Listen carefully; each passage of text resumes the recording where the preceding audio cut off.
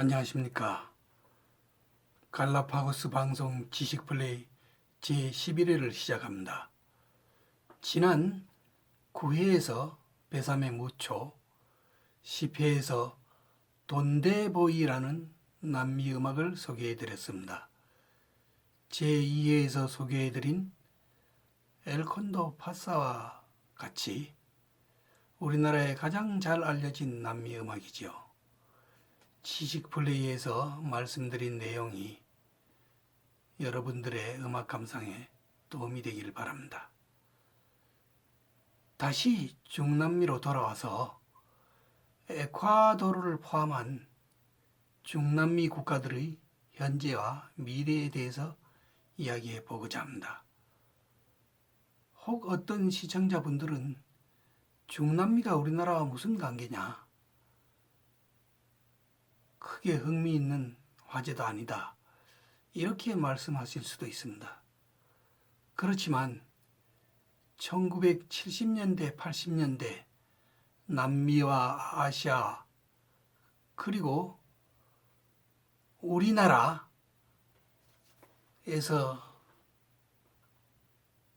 크게 열풍이 불었던 반미의 이 핵심에 종속이론이라는 이론적 토대가 있었습니다. 이 종속이론이 남미에서 태동하였죠. 그리고 그 종속이론의 허구를 깨부순 종속이론의 거짓을 증명한 나라가 또 우리나라입니다. 상당히 흥미롭지 않습니까? 지식플레이 제5회에서 말씀드렸듯이 종속이론은 세계의 모든 나라를 중심국과 주변국으로 나누고 중심국이 만들어 놓은 세계 질서 하에서는 주변국들이 점점 못 살게 되니까 주변국들이 중심국의 영향력에서 벗어나 독자적으로 기술 개발을 하고 경제 발전을 이루어야 한다. 이런 이론입니다. 간단하게 말하면은. 그런데 중심국들 중에서도 가장 중심국이 어느 나라입니까? 미국이죠. 그러니까 종속이론은 배척해야 될 가장 핵심적인 중심국이 미국이 되는 셈입니다. 그러니까 종속이론은 결국 반미 열풍을 불러왔죠. 그런데 이 종속이론은 1980년대에 빛을 잃게 됩니다. 왜냐하면 아시아의 네 마리 용이라 불리던 홍콩, 싱가포르, 대만, 우리나라가 비약적인 경제 성장을 이루면서 미국과의 관계를 오히려 돈독히 하면서 이런 놀랄만한 경제 발전을 이루고 나니까 이 종속이론의 이론적 토대가 무너진 셈이죠. 오히려 중심국가의 협력 속에서 경제 발전을 이루었으니까요. 이 여파로 제3세계의 상당수의 나라가 종속이론에 등을 돌리게 됩니다. 그 대표적인 나라가 남미의 콜롬비아와 아시아의 베트남입니다. 콜롬비아는 지난 시간에 말씀드렸었고 베트남에 대해서는 앞으로의 지식 플레이에서 자세하게 말씀드리고자 합니다. 참고로 최근에 갈라파고스 방송의 시청자가 되신 구독자를 위해서 잠깐 저를 소개하고자 합니다.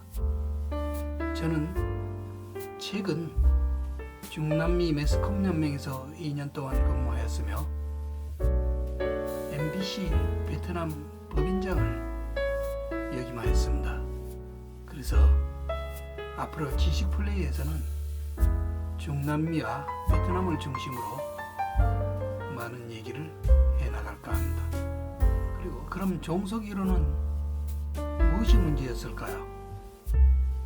핵심은 기술입니다. 테크놀로지. 경제 발전을 이루려면 테크놀로지가 필요한데 테크놀로지를 독자적으로 개발하는 것이 사실상 불가능합니다. 왜냐하면 테크놀로지를 개발하려면 기초과학이 발달해야 되는데 후진국에서는 기초과학이 발달하지 않았지 않습니까?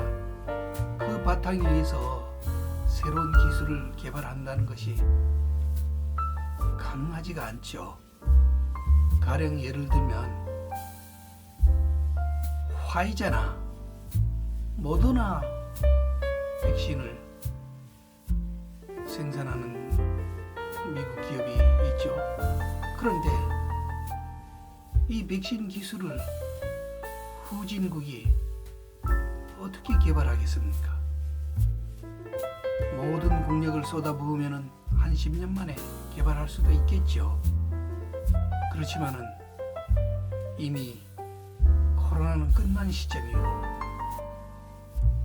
그 시점에서 많은 돈을 들여서 개발한 그 기술은 무용지물이 될지도 모릅니다. 이런 이유로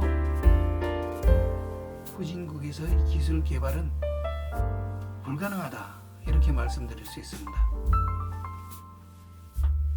그래서 일본이 미국을 모방하고 우리나라가 미국과 일본을 모방하고 중국이 미국과 일본과 우리나라를 모방하고 베트남이 일본과 우리나라를 모방해서 경제 성장을 이루었지 않습니까?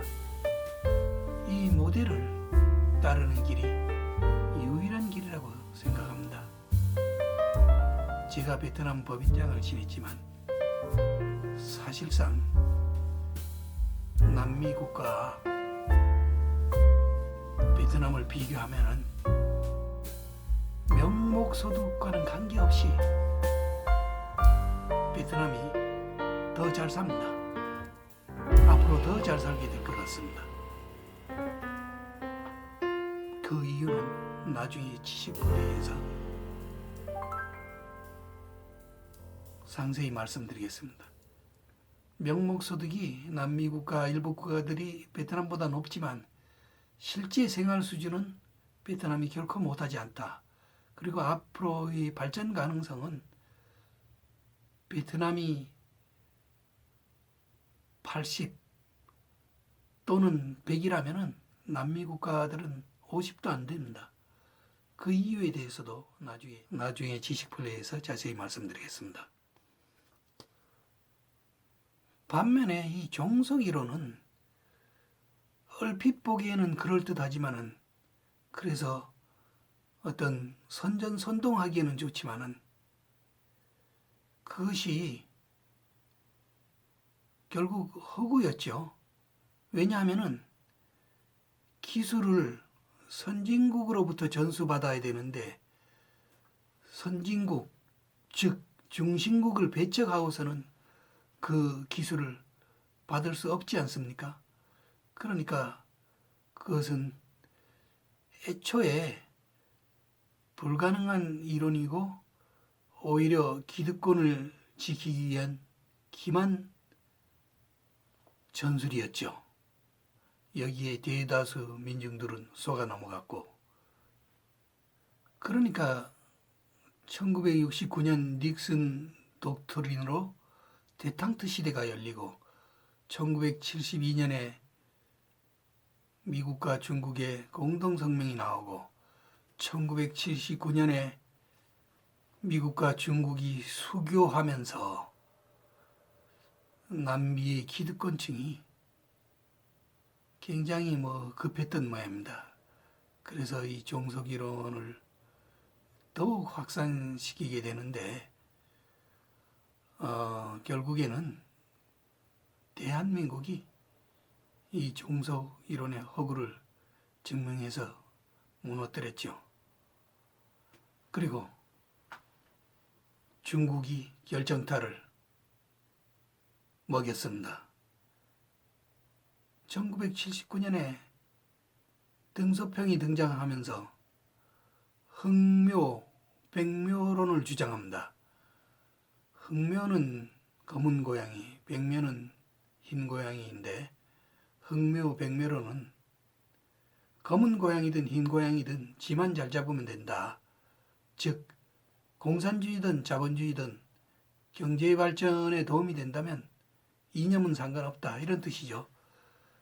말하자면은 중국이 경제 생활에서 공산주의를 배척하고 미국의 자본주의를 수용한 셈입니다. 즉 미국을 모방해서 경제 발전을 이루자는 선언인 셈이죠. 중국의 경제 발전은 남미의 정속 이론의 결정타가 되었습니다. 이렇듯 원조 공산주의 국가라고 할 수 있는 중국, 미국과 싸웠던 베트남, 이들은 정치적으로는 공산주의 체제를 유지하지만 경제 생활에서는 공산주의를 버리고 자본주의를 채택함으로써 미국, 한국, 일본을 모방하면서 경제 성장을 이뤘죠. 그리고 끊임없이 미국과 친해지려고 노력하면서 심지어는 베트남뿐만 아니라 북한도 미국과 친해지려고 애걸복걸하지 않습니까? 그럼에도 불구하고 남미의 다수의 국가들은 아직도 정석 이론의 미궁에서 깨어나지 못하고 있습니다. 안타까운 일입니다. 그리고 여기에는 엄청난 음모랄까 아이러니가 도사리고 있습니다. 다음 시간에 말씀드리겠습니다. 구독과 좋아요는 큰 힘이 됩니다. 감사합니다.